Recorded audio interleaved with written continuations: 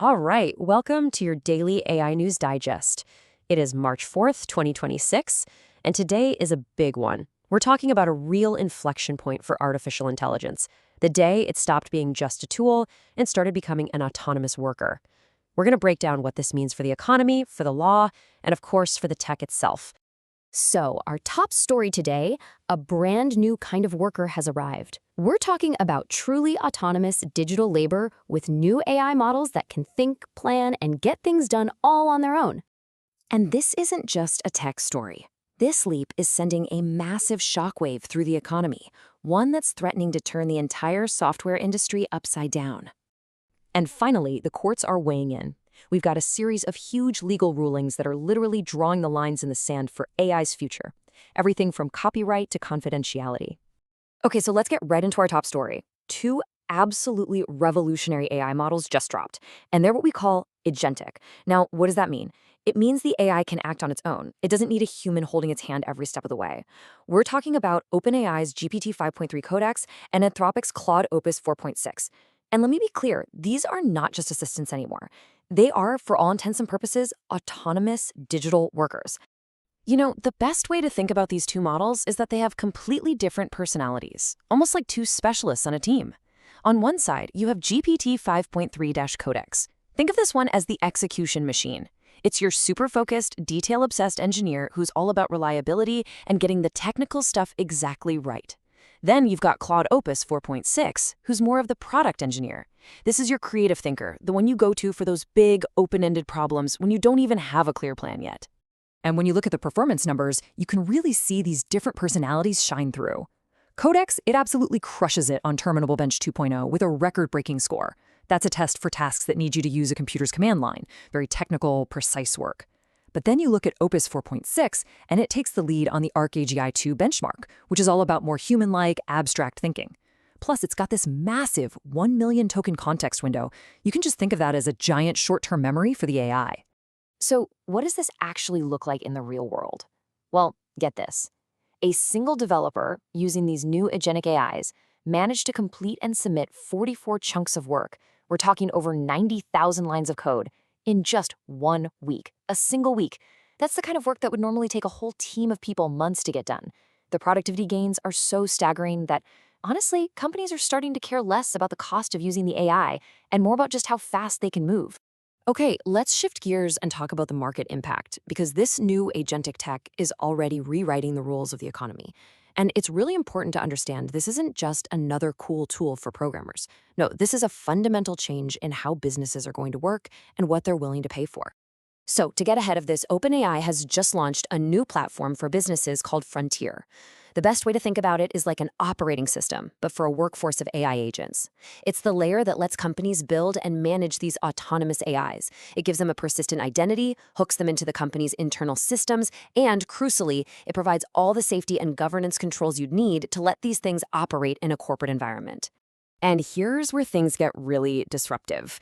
This new model, it's basically an existential threat to the traditional software-as-a-service industry. I mean, think about it.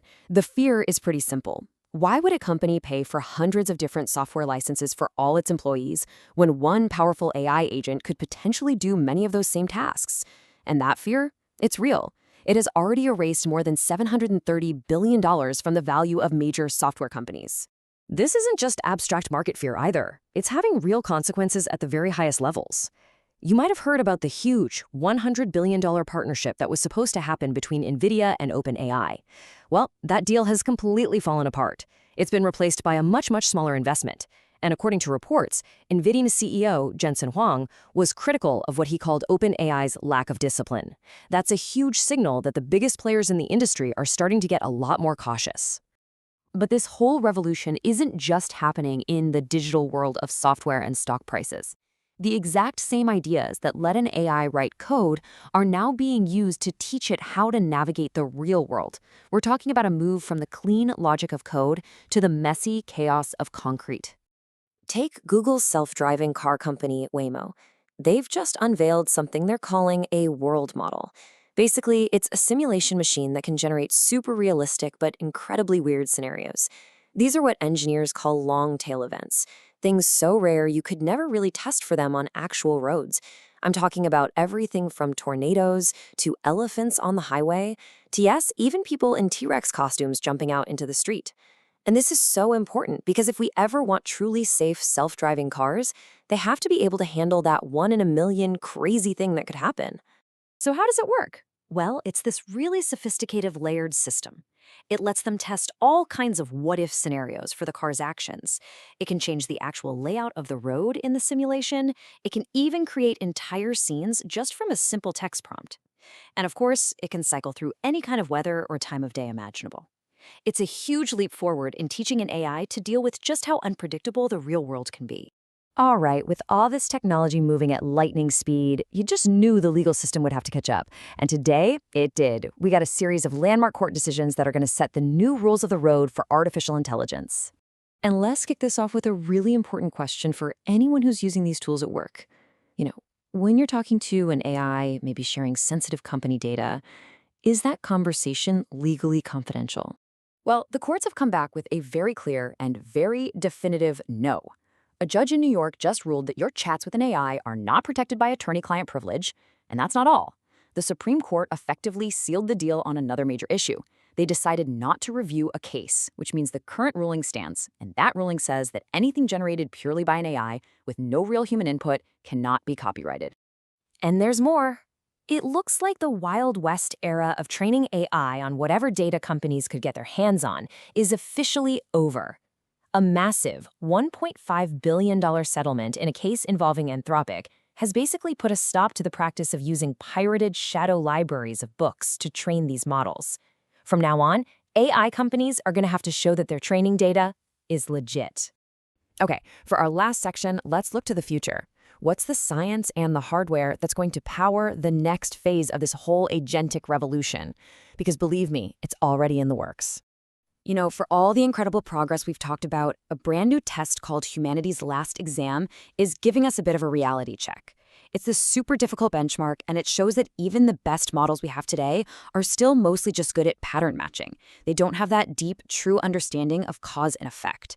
The top model, Gemini, only scored just under 46%. It's a stark reminder that we've still got a long way to go to get to real, expert-level reasoning. But of course, the hardware to close that gap is already on the way. NVIDIA just took the wraps off its next-gen AI platform, which is codenamed Vera Rubin. This thing is built around their new H300 GPU, and it's designed from the ground up to handle models with over 1 trillion parameters. Just mind-bogglingly huge models. It's going to ship later this year, and it's going to trigger another massive, massive wave of spending on data centers. And that's your daily AI News Digest. So we'll leave you with this one final question to think about. As AI stops being just a tool and becomes a true autonomous coworker, one with this kind of chameleon, ever-changing character, the real question becomes, how do we learn to manage a relationship with a consciousness that just isn't human?